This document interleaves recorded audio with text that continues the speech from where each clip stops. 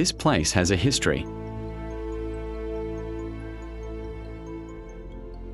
Kapelle Castle was a stone fortification that stood in Kapelle an den IJssel. The castle was demolished in 1798 due to its dilapidated state, and the only remains are the moats.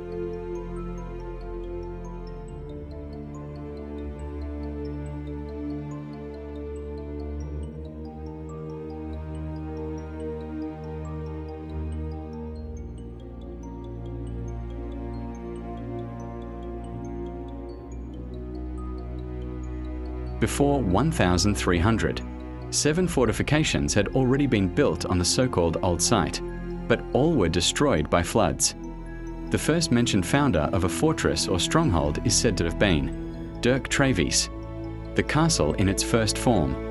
Its existence was very short due to the Hook and Cod Wars and was destroyed in 1352. In the 16th century, a new castle was built on the same site, where a double moat was dug.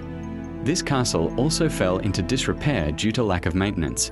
In 1798, the castle fell into disrepair, after which it was decided to demolish the building. The prisoner's house is the only thing that reminds us of the former castle. The year from which the house dates is still unknown.